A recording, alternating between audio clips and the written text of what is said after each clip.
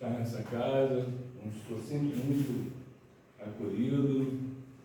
Dizer também que essa é só a minha segunda palestra, minha segunda experiência nesse formato de estudo, e que também é uma grande oportunidade para vocês desde já começar a praticar a humildade por quaisquer erros que eu venha a cometer, qualquer deslize. Então, falaremos hoje sobre orgulho e humildade. Como a nossa irmã disse, está no Evangelho segundo o Espiritismo, no capítulo 7, item 11. E quem nos trouxe essa mensagem foi Lacordaire, em 1862. Antes de nós entrarmos no tema propriamente dito, eu estou 90 dias aproximadamente fazendo esse estudo, buscando informações, e essa mensagem me apareceu algumas vezes.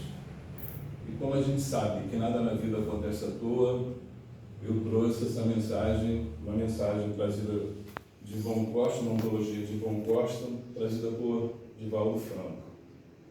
Mais do que nunca se faz importante a difusão dos postulados espíritas que chamam o homem à responsabilidade, à valorização da vida em toda a sua plenitude, à consequência moral dos atos.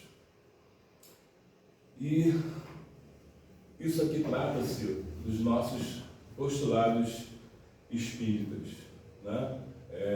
Então, a gente frequenta a casa espírita e sempre tem gente chegando, e invariavelmente essas pessoas não têm uma organização da importância, não tem uma noção da importância desses postulados, da gente praticar essa lembrança diariamente, a fim de que a gente possa, durante o dia, entregar nas nossas experiências aquilo que nos traz as leis morais. Dito isso, vamos então à etimologia da palavra orgulho. Eu acho extremamente importante que a gente possa, ao desenvolver um estudo, buscar qual foi o sentimento que obrigou a criação de uma determinada palavra. E na questão do orgulho, nós temos duas versões, uma do grego e uma do catalão. A do grego nos diz o seguinte: a hubris, ou hubris, é um conceito grego que pode ser traduzido como tudo que passa da medida, que atualmente alude a uma confiança excessiva, um valor exagerado, presunção, arrogância ou insolência. Já no catalão, orgulho é um conceito catalão, a característica de alguém que tem um conceito exagerado de si próprio. Também pode significar altivez, brio, pundonor, dignidade e soberba. Pundonor, como é uma palavra muito usual, eu achei por bem descrever, dar a sua definição aqui também. Matéria ou ponto de honra, aquilo que não se pode abrir mão, sob a ameaça de sentir-se desonrado. Eu gostaria de fazer abrir um parêntese para registrar que tudo que aqui eu trago é meu ponto de vista baseado, mas, sobretudo, no Evangelho segundo o Espiritismo e no Livro dos Espíritos, e uma partezinha pequena da Gênesis. Então, vamos descrever o que é o orgulho.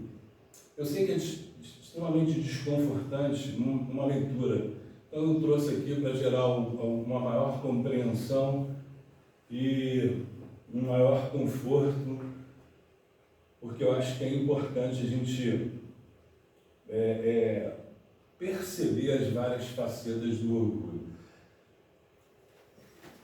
Eu sou o orgulho. Eu inspiro a inveja.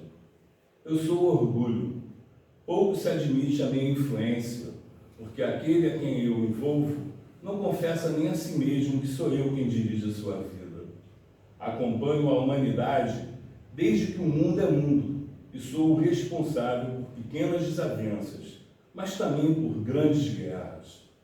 Sou eu que sopra ao ouvido do homem que ele vale mais que os outros.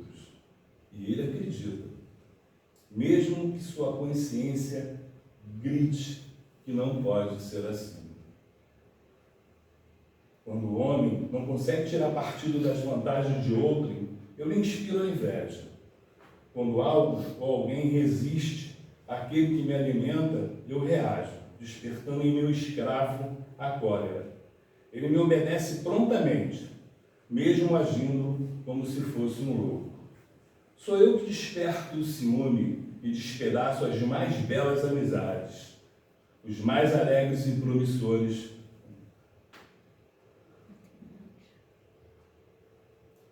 matrimônios. Também sou eu que alimento. Desculpa. Também sou eu que alimento a impaciência, sugerindo uma supervalorização dos interesses próprios naquele que me tem como guia. Eu gosto de participar dos diálogos e, geralmente, inspiro aquele a quem domino que responda a todas as perguntas com ar de sabedoria, mesmo que a pergunta tenha sido dirigida a outra pessoa. Faço-o pensar consigo mesmo. Essa pessoa nada sabe sobre esse tema. Responderei eu mesmo. Também o faço acreditar que entende de qualquer assunto. E mesmo que não entenda, ele se pronuncia como se fosse conhecedor. Muito bom. E sabe, o que mais utilizo para melhor iludir? Disfarço-me de humildade.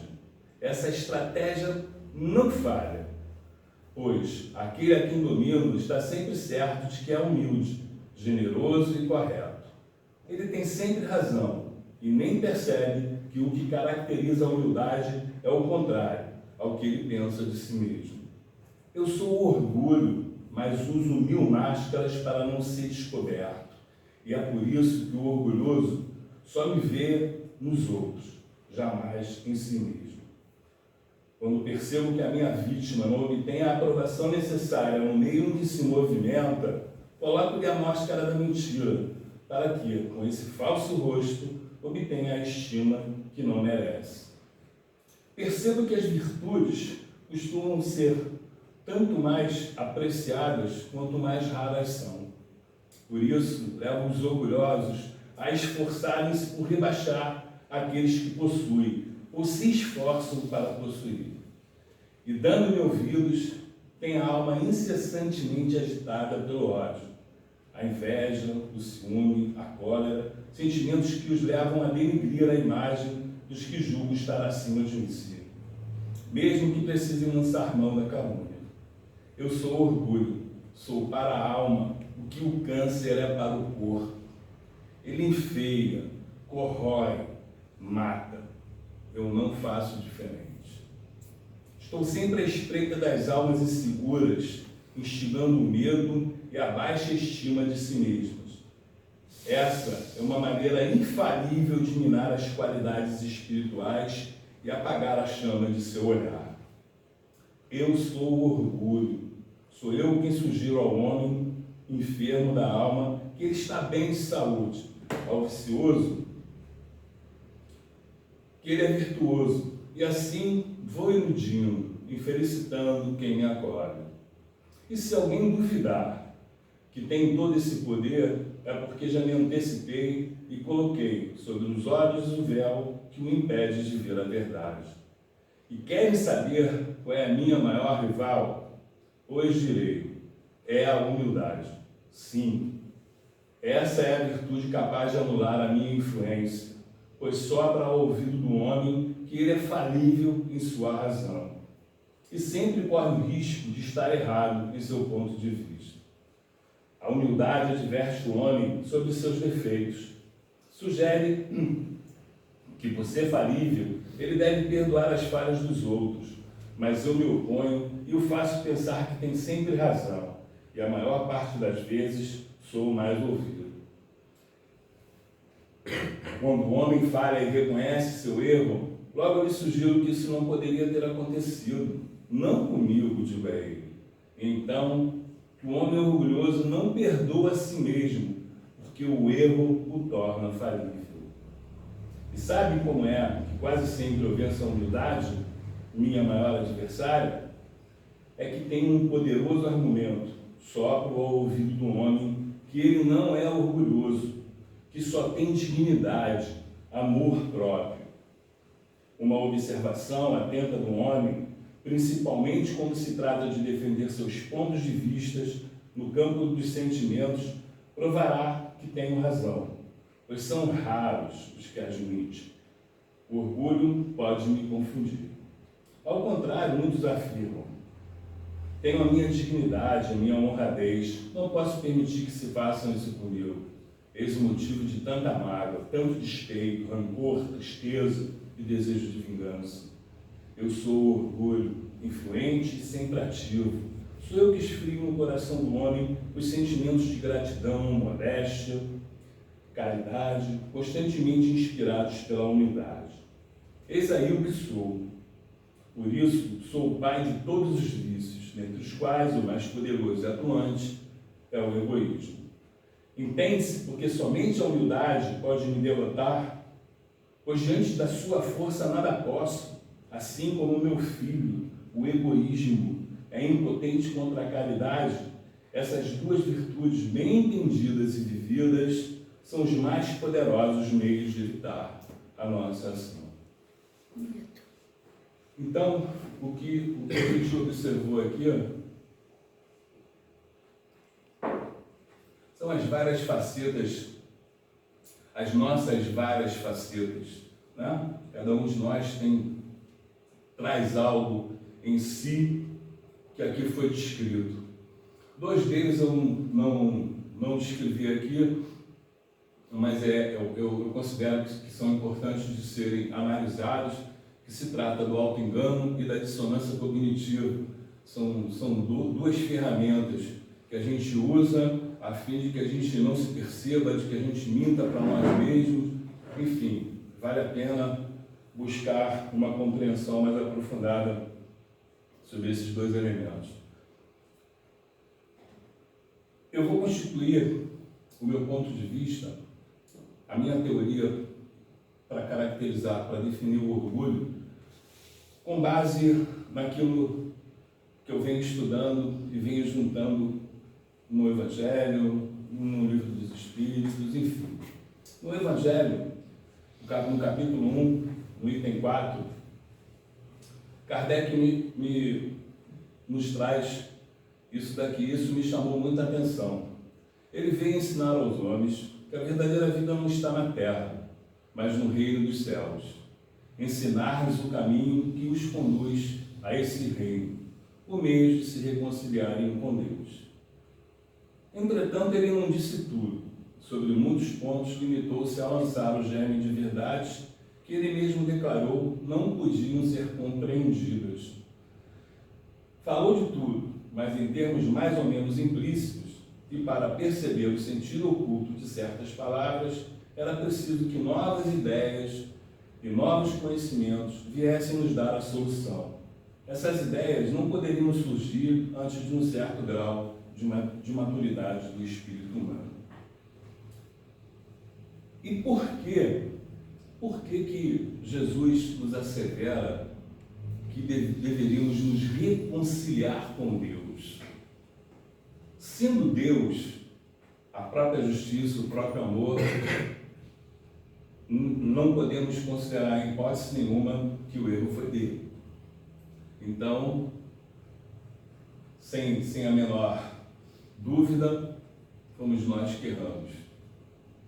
E que erro foi esse? E o que é que a gente ainda não compreende? Quando nós estamos doentes, procuramos um médico. E o médico faz aquela série de perguntas em que o que você está sentindo, qual é a causa, quando começou, como é que foi, onde dói. Tá? A doutrina, ela nos dá o remédio para o orgulho. Né? O remédio é a humildade. Nós temos a composição toda dela, né? como ela é composta, como a gente deve agir em relação ao outro, em relação a si mesmo. Nós temos já o remédio pronto, a fórmula está pronta. E por que ainda não conseguimos acabar com a chaga da humanidade? Qual é a origem do orgulho? Nós vamos ver essa questão da origem já.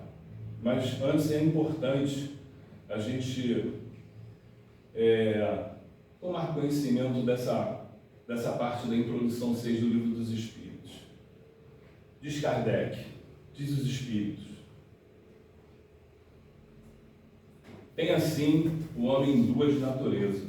Pelo corpo participa da natureza dos animais, cujos instintos são comuns. Pela alma participa da natureza dos espíritos.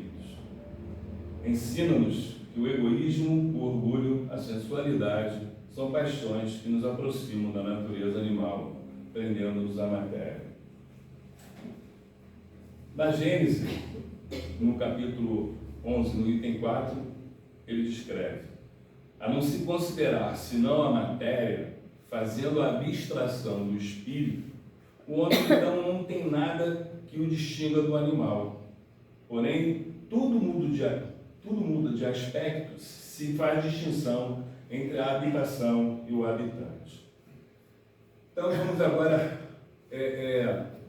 fazer algumas considerações no que concerne à origem do orgulho. Tudo indica que a consciência da morte foi a primeira manifestação da consciência humana. Essa realidade proporcionou a valorização da vida.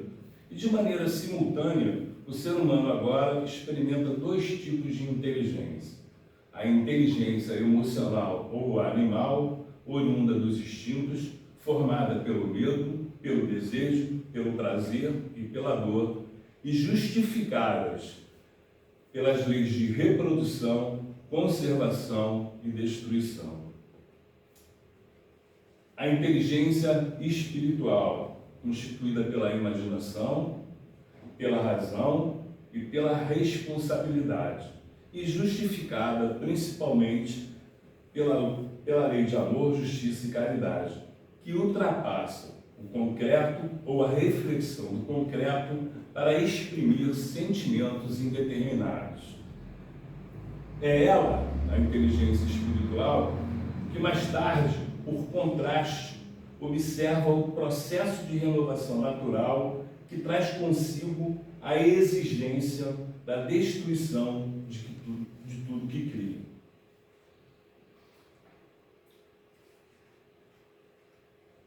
Vamos refletir. Vamos voltar à nossa primeira encarnação. Lá, nós éramos primitivos.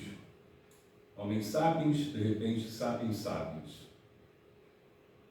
Estou pensando e começo a perceber as coisas. De repente percebo que morro. Quão assustador é morrer? Já nos dias de hoje, com todas essas informações que nós temos, ainda nos é assustador. Imagina lá na primeira experiência, com zero de experiência, zero de conhecimento, zero de tudo. O desespero tomou conta. O que eu tinha de experiência? Aquilo que o instinto me trouxe. As minhas experiências eram tão somente guerrear, caçar e reproduzir para garantir a perpetuação da espécie. E como eu só tinha isso, e de repente ganho uma inteligência e o medo me toma conta de mim, o que eu faço? Eu pego todas essas habilidades, que eram habilidades extremamente exteriores, fora de mim, e as trago para dentro de mim. Agora eu sou a guerra, agora eu sou a própria reprodução, agora eu sou a própria caça e caço. Ou seja, peguei a minha inteligência, cujo atributo era humano, espiritual, para desenvolver a minha humanidade e trouxe para dar qualidade aos meus instintos. Venho dessa forma tentar sobrepor o medo. Crio então o desejo, uma superatividade para que eu não perceba, para que eu não pense no medo, para que eu não pense que vou morrer. E o desejo me traz o prazer. Os vícios começam, um ciclo vicioso se forma. O medo, o desejo, o prazer e a dor agora me definem.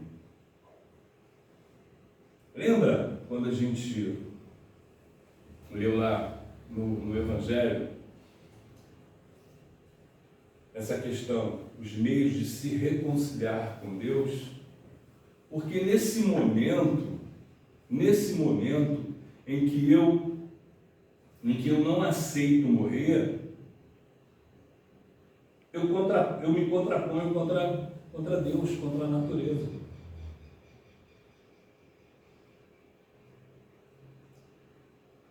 E sendo essa a minha escolha, eu escolho sofrer. Escolhemos sofrer lá naquele momento.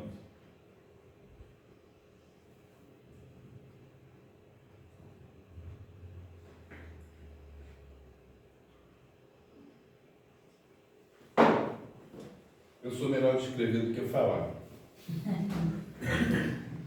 Então, eu botei aqui mais organizadinho para vocês poderem entender melhor o que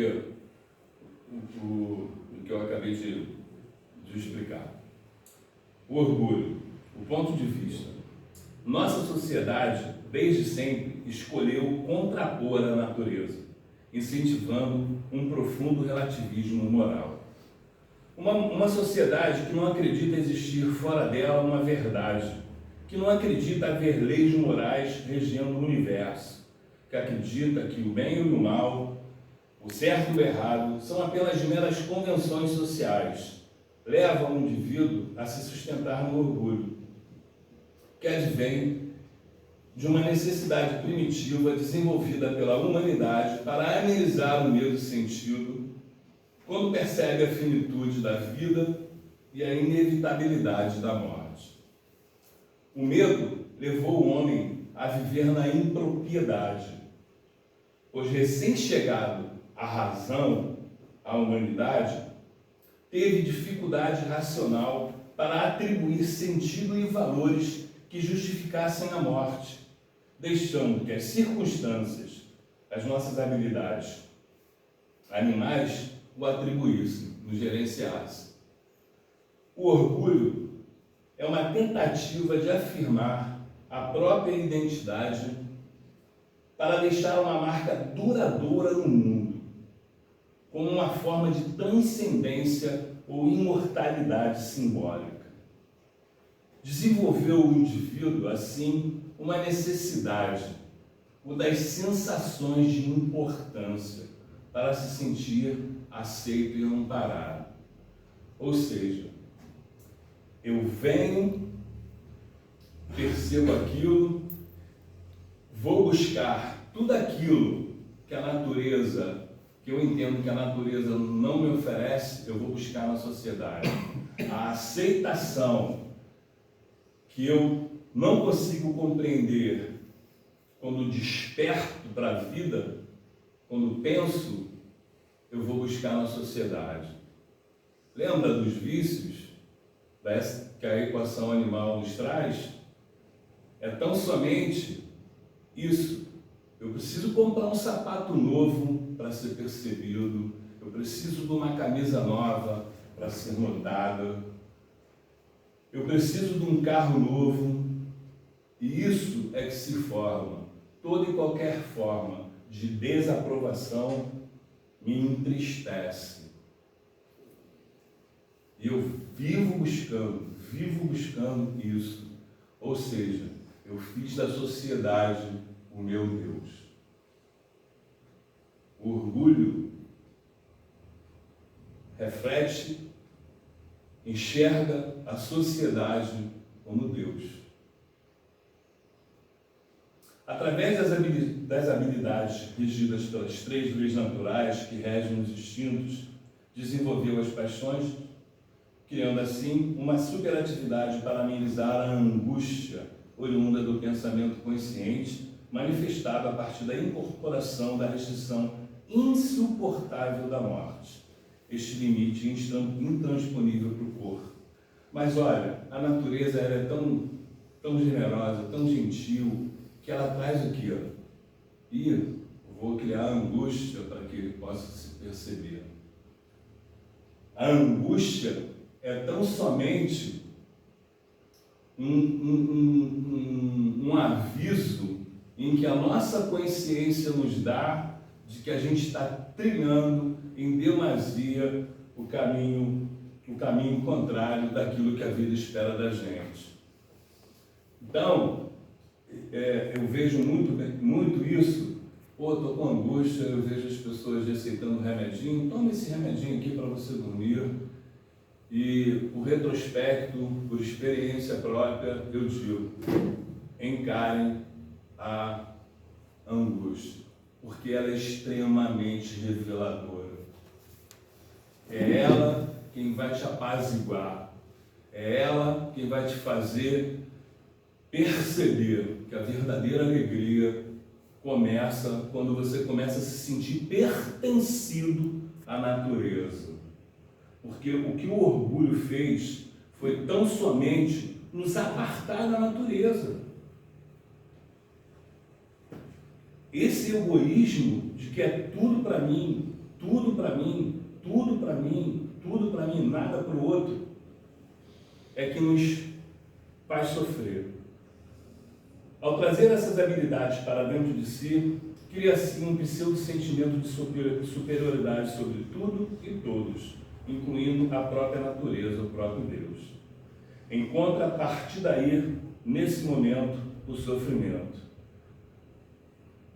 Peço licença ao nobre René Descartes, para colocar em sua célebre frase uma condição aditiva em um verbo. Penso, logo existo e sofro. Porque legal, né? Foi exatamente isso que nós vivemos quando passamos a pensar. Nos sentimos com essa inteligência agregada aos instintos, nos sentimos os super, né? Então vamos agora falar, eu corri, mas vamos lá, vai ficar legal. Vamos falar sobre a humildade. O orgulho e a humildade são 2 extremos de uma mesma escala. Né? O orgulho, ele quer tudo para si,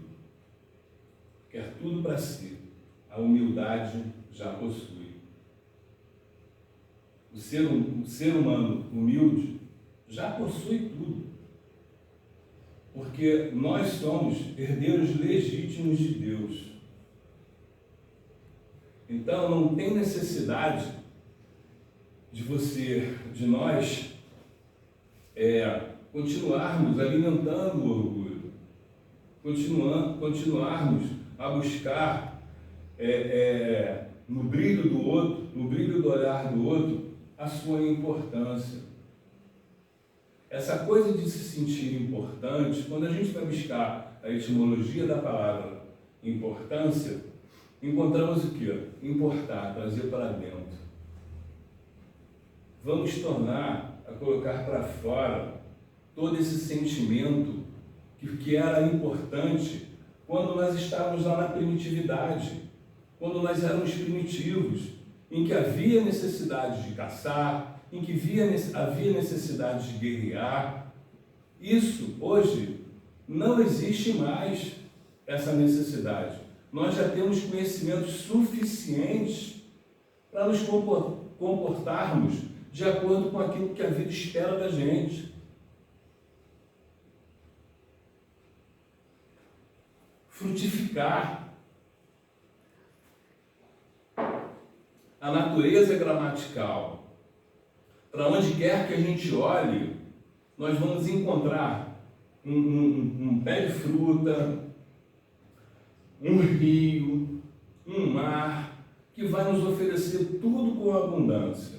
Se você planta lá uma mangueira na sua casa, e daqui a pouco ela vai começar a frutificar, ela não vai contar quantos indivíduos moram naquela casa. Não, ela vai frutificar o máximo que ela puder. Independente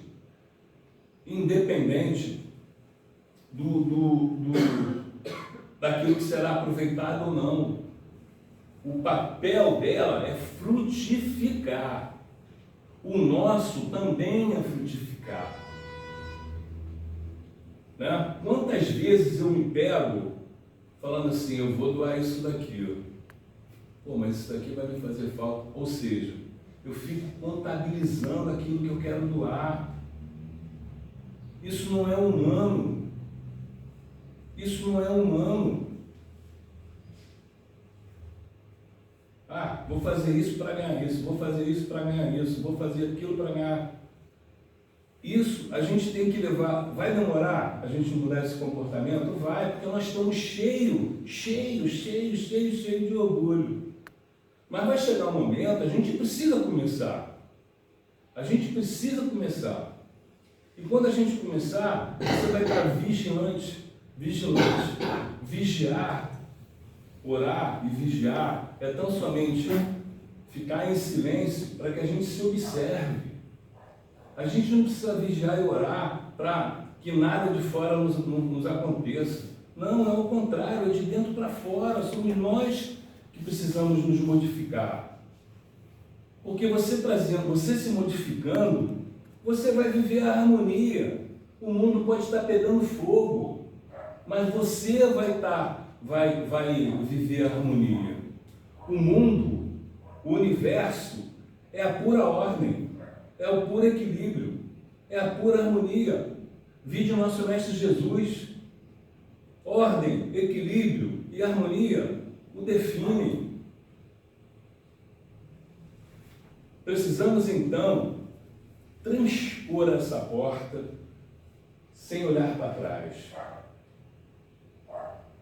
Ou seja, vamos viver a humildade, vamos conhecê-la, vamos trazê-la para dentro de nós. Por quê?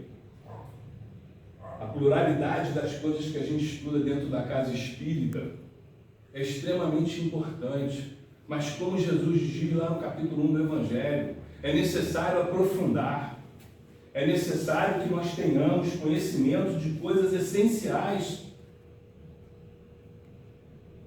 A gente não pode mais só viver com base no sacrifício de fazer a caridade para justificar uma zona de conforto.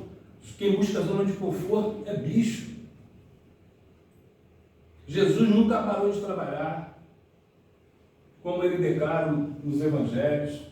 E por que nós vamos viver, então, deitado em berço esplêndido? Vamos abandonar a lei do menor esforço. Isso é uma característica nossa, lá do tempo em que a gente começou, quando a gente era primitivo. Hoje, repito, nós temos muitas informações, muita informação para que a gente possa mudar isso e viver feliz não, mas viver alegre, deitar e dormir sem se preocupar com amanhã. Porque à medida em que a gente for introjetando as virtudes, nós seremos elas próprias. Se hoje nós somos o orgulho em função de um período de ignorância que vivemos, amanhã poderemos ser e seremos a humildade. Não tenham dúvidas disso. Amanhã seremos a humildade. Mas para que a gente alcance a humildade, a gente precisa, sobretudo, conhecer uma virtude. Ela está ali no meio do orgulho e da humildade. É a coragem. É a coragem de se perceber errado. É a coragem de se perceber orgulhoso. É ela quem vai dar medida ao medo para que o seu raciocínio se organize e que você possa começar a evoluir, a buscar uma outra virtude. Quem vive a coragem já passa a ser uma pessoa prudente. Quem vive a prudência já começa a viver a fortaleza. Enfim, é de virtude em virtude que a gente vai se tornar um ser humilde. Então, repetindo aqui, como eu escrevo melhor do que falo, vamos lá. Então, a etimologia da palavra humilde vem de humus, palavra de origem latina, que quer dizer terra fértil, rica em nutrientes e preparado para receber a semente. Ou seja, a disposição é a coragem que vai preparar o terreno. É ela quem vai, cavucar. Para plantar, a gente não precisa primeiro fazer um buraquinho. Esse buraco é tão somente todos os nossos erros, todos os nossos vícios. Então a gente vai cavucar, mexer, ver. Isso aqui serve, isso aqui não serve, vamos tirar. Para quê? Para que a gente possa efetivamente receber a semente da humildade.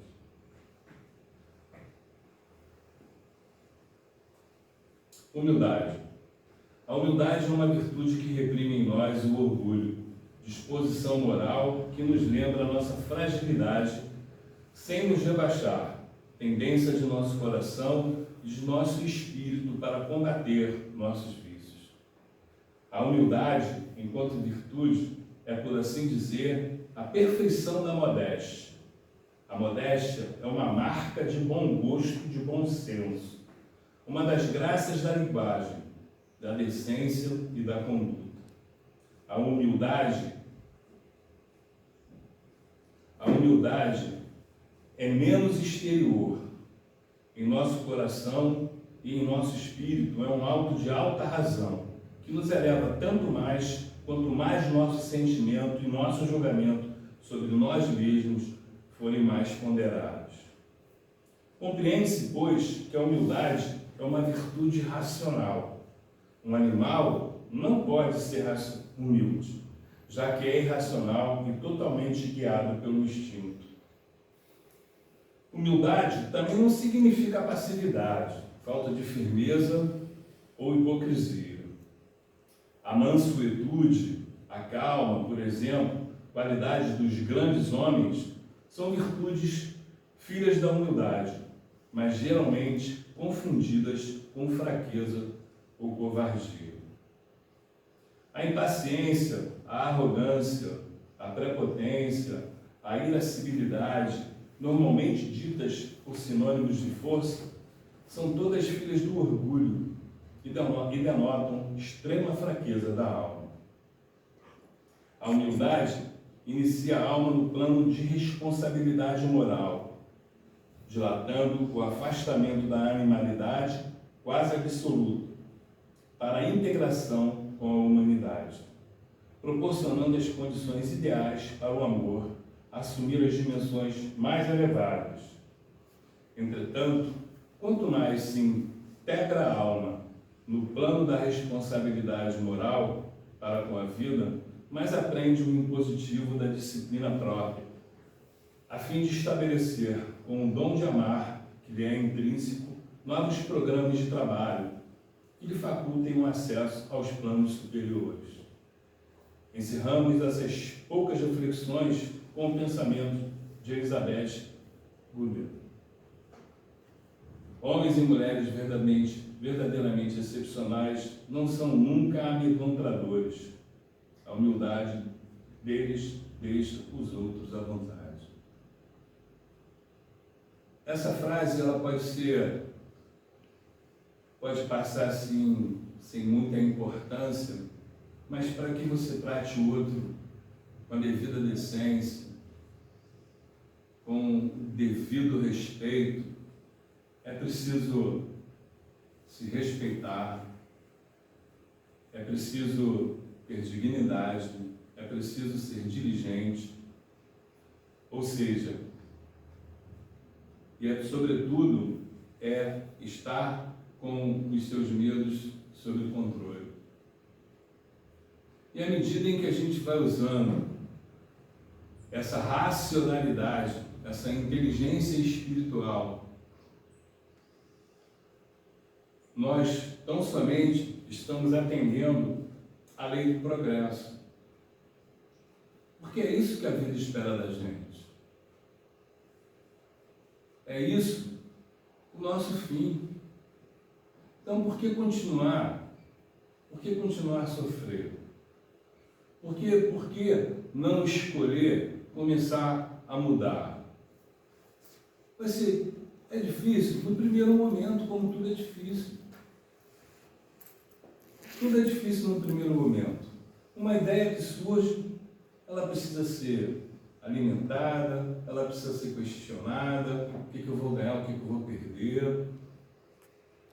Esse pensamento de que o que eu vou ganhar e o que eu vou perder, esse tipo de contabilidade te faz ficar empacado. Não deixa você ir a lugar nenhum. Vamos considerar o seguinte. Meu amigo Peixoto tinha um brinquedinho lá na infância. Qual era o brinquedo que você gostava, Peixoto? Gostava muito de patinete. Seu patinete. Que cor ele era? Azul. Azul. Você andava para lá e para cá. Ele foi extremamente importante para você. Foi, não foi? Principalmente para me dar equilíbrio, direção. Sim. Você chegou a ter alguma desavença por causa dele?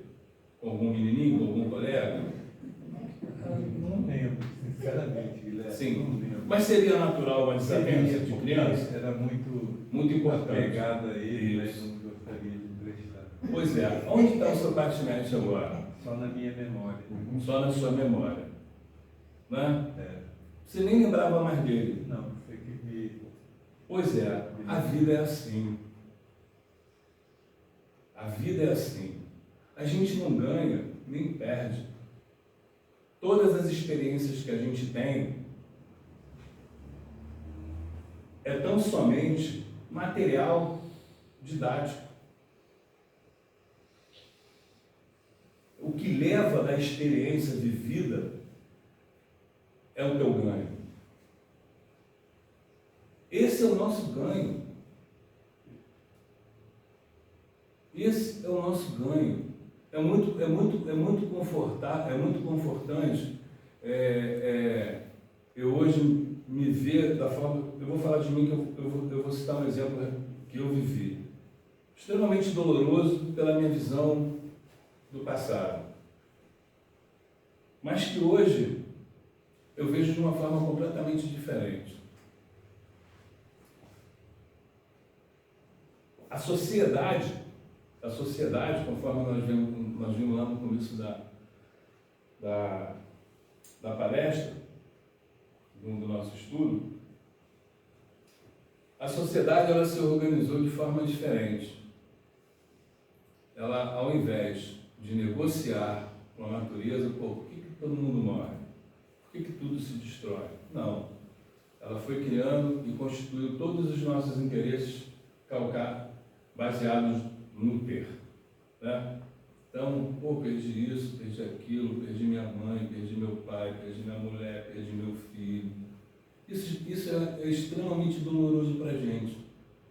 Mas quando a gente inverte isso, de que você não perde nada, que todo mundo viveu a sua experiência como todos nós estamos vivendo, isso é extremamente confortante. É extremamente reconfortante. Eu perdi minha mulher e meu filho no dia 18 de agosto, dia em que eu faço aniversário. Foi extremamente doloroso para mim. Há 27 ou 28 anos atrás. Foi extremamente doloroso para mim. Mas eu me lembro como se fosse hoje. Eu sentei, vieram uma junta de médicos, acreditando que eu fosse ter alguma reação agressiva. Sentei, eles me deram a notícia, eu perguntei a Deus: Senhor, o que eu preciso aprender?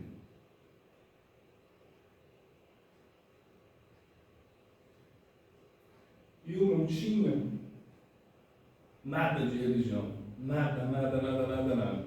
É doloroso? Deixa a saudade? Deixa. Mas sabe o que me conforta? Quando eu me olho. Quando eu olho o outro.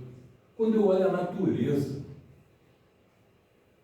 Quem nos criou não ia tirar, sem uma razão extremamente relevante, nenhuma vida que não fosse para coisa melhor.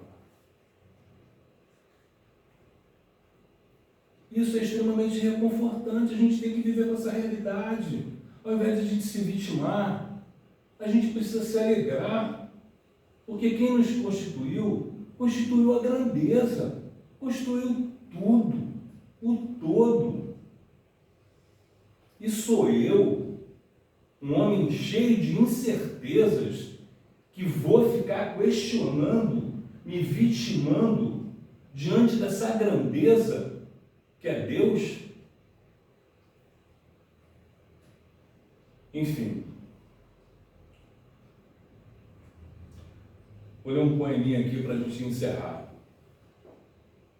Humildade. Vou dar um golinho d'água aqui para você. Humildade, singela flor, brotando do solo em seu esplendor. No gesto simples, um grande valor, ecos de amor que o coração deixou. É o sorriso que se oferece, a mão que acolhe, o olhar que estremece, na partilha do pão, um ato de fé, na dor do outro, um viver em pé. Como a brisa suave acariciar, humildade é saber escutar, é o orgulho que se vai e a sabedoria que vem. No caminhar é saber ceder, reconhecer que é preciso aprender, que somos todos um só destino, teia de vidas onde o amor é divino. Cultivemos então essa linda semente, humildade, a virtude mais presente, que nos une em laços de fraternidade e faz do mundo um lugar de verdade.